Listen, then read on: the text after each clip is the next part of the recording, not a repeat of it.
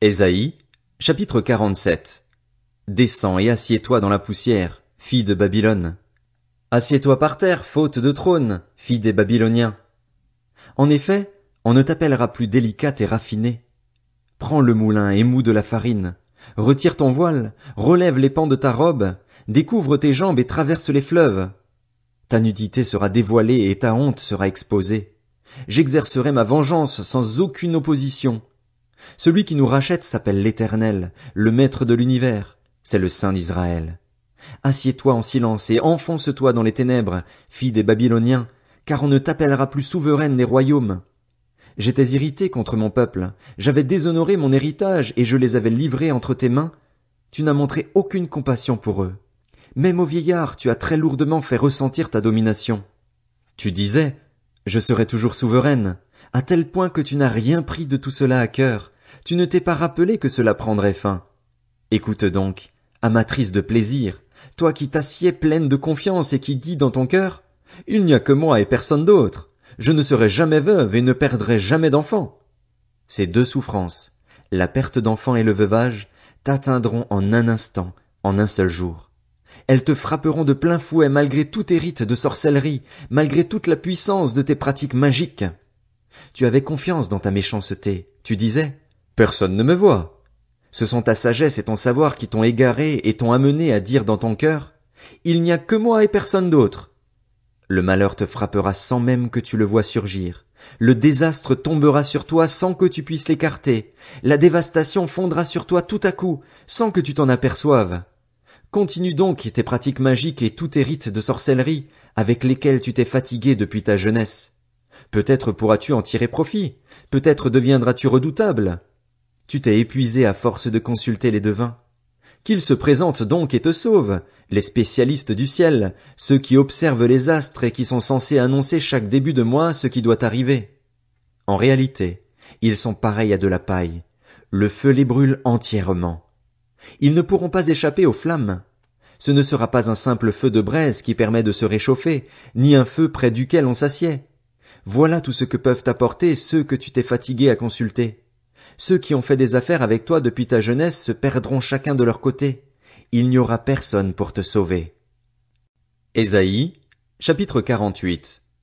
Écoutez cela, famille de Jacob, vous qui portez le nom d'Israël et qui êtes issus de Juda, vous qui prêtez serment au nom de l'Éternel et qui évoquez le souvenir du Dieu d'Israël, mais sans sincérité ni droiture.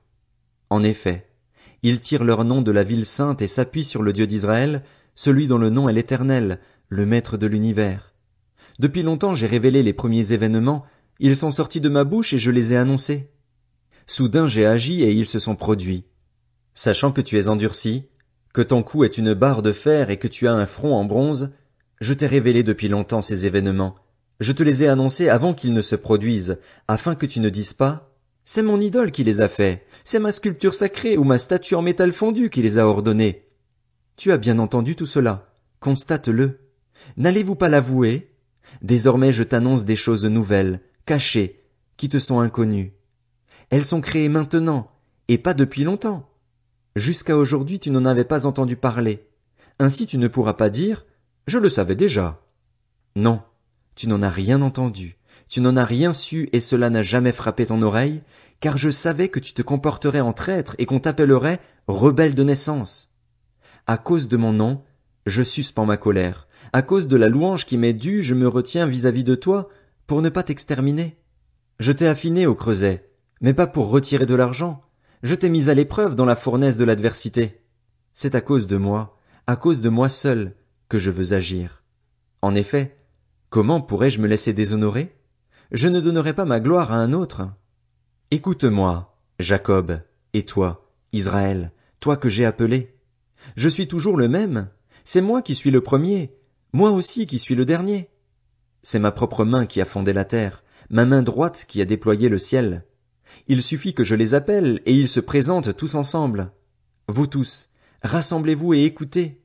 Qui parmi eux a révélé cela? Celui que l'Éternel aime accomplira sa volonté contre Babylone et son bras pèsera lourdement sur les Babyloniens.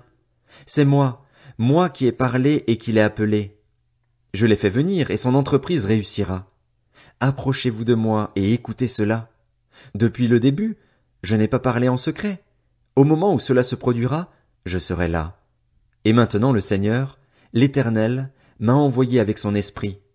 Voici ce que dit l'Éternel, celui qui te rachète, le Saint d'Israël. Moi, l'Éternel, ton Dieu, je t'instruis pour ton bien, je te conduis sur le chemin à suivre. Si seulement tu étais attentif à mes commandements, ta paix serait pareille à un fleuve et ta justice se propagerait comme les vagues de la mer. Ta descendance serait pareille au sable, tes rejetons seraient aussi nombreux que les grains de sable. Ton nom ne serait jamais effacé, jamais éliminé devant moi. Sortez de Babylone, fuyez du milieu des Babyloniens. D'une voix triomphante, révélez-le, annoncez-le, faites-le savoir jusqu'au bout de la terre. Dites, l'Éternel a racheté son serviteur Jacob. Ils n'auront pas soif dans les déserts où il les conduira. Il fera jaillir pour eux l'eau du rocher, il fendra le rocher et l'eau coulera. Il n'y a pas de paix pour les méchants, dit l'Éternel. Ésaïe, chapitre 49. Écoutez-moi. Peuple lointain, soyez attentifs. L'Éternel m'a appelé dès le ventre de ma mère, il a mentionné mon nom dès avant ma naissance. Il a rendu ma bouche pareille à une épée tranchante, il m'a couvert de l'ombre de sa main. Il a fait de moi une flèche aiguë, il m'a caché dans son carquois. Il m'a dit, tu es mon serviteur, Israël. Par toi je montrerai ma splendeur. Quant à moi, je disais, c'est pour rien que je me suis fatigué, c'est pour le vide, c'est en pure perte que j'ai épuisé mes forces. Pourtant, mon droit est auprès de l'Éternel et ma récompense auprès de mon Dieu. Maintenant l'Éternel parle, lui qui m'a formé dès le ventre de ma mère pour que je sois son serviteur, pour que je ramène Jacob vers lui, pour qu'Israël soit rassemblé près de lui. J'ai de l'importance aux yeux de l'Éternel et mon Dieu est ma force. Il dit, c'est trop peu que tu sois mon serviteur pour relever les tribus de Jacob et pour ramener les restes d'Israël. Je t'établis pour être la lumière des nations, pour apporter mon salut jusqu'aux extrémités de la terre. Voici ce que dit l'Éternel, le Saint d'Israël, celui qui le rachète, à l'homme qu'on méprise, qui fait horreur à la nation, à l'esclave des tyrans.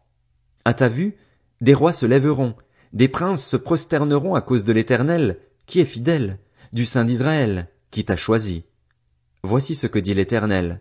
Au moment favorable je t'ai répondu, le jour du salut je t'ai secouru. Je te protégerai et je t'établirai pour faire alliance avec le peuple, pour relever le pays et distribuer les héritages aujourd'hui dévastés, pour dire aux prisonniers, sortez, et à ceux qui sont dans les ténèbres, montrez-vous. Ils trouveront leur nourriture sur les chemins et des pâturages sur tous les sommets. Ils n'auront plus faim, ils n'auront plus soif. La chaleur brûlante et le soleil ne les frapperont plus. En effet, celui qui a compassion d'eux sera leur guide, et il les conduira vers des sources d'eau. Je transformerai toutes mes montagnes en chemins et mes routes seront refaites. Les voici, ils viennent de loin. Les uns du nord, les autres de l'ouest, d'autres encore du pays de Sinim. Ciel, réjouis-toi. Terre, crie d'allégresse. Montagne, éclatez en cris de joie.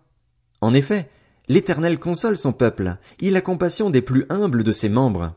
Si on disait, l'Éternel m'a abandonné, le Seigneur m'a oublié. Une femme oublie-t-elle l'enfant qu'elle allait? N'a-t-elle pas compassion du fils qui est sorti de son ventre? Même si elle l'oubliait, moi je ne t'oublierai jamais. Vois, je t'ai gravé sur mes mains. Tes murailles sont constamment devant moi. Tes fils accourent, tandis que ceux qui t'avaient détruite et dévastée partent de chez toi. Lève les yeux et regarde tout autour. Tous ils se rassemblent, ils viennent vers toi. Aussi vrai que je suis vivant, déclare l'Éternel, tu les enfileras tous comme des bijoux, tu t'en pareras à la manière d'une fiancée. Oui, dans tes places dévastées et désertes, dans ton pays ruiné, tes habitants seront désormais à l'étroit, et ceux qui te dévoraient s'éloigneront. Ils te répéteront, ces fils dont tu avais été privé, l'espace est trop étroit pour moi, fais-moi de la place, pour que je puisse m'installer. Et tu diras dans ton cœur, qui m'a donné ces fils? J'étais privé d'enfants, j'étais stérile. J'étais en exil, mis à l'écart. Qui les a élevés? J'étais resté seul. Ceux-ci, où étaient-ils? Voici ce qu'a dit le Seigneur, l'Éternel. Je lèverai ma main en direction des nations. Je dresserai mon étendard pour les peuples, et ils amèneront tes fils en les tenant dans les bras, ils porteront tes filles sur leurs épaules. Des rois seront tes pères adoptifs et leurs princesses tes nourrices. Ils se prosterneront devant toi, le visage contre terre, et lécheront la poussière de tes pieds.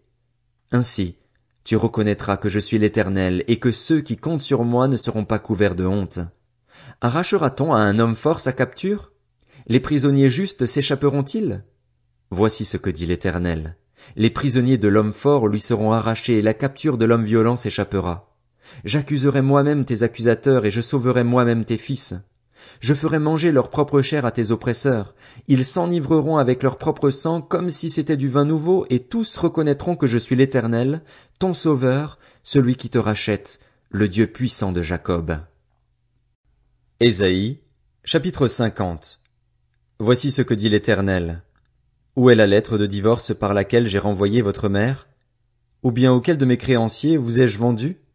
C'est à cause de vos fautes que vous avez été vendus et c'est à cause de vos transgressions que votre mère a été renvoyée. Je suis venu.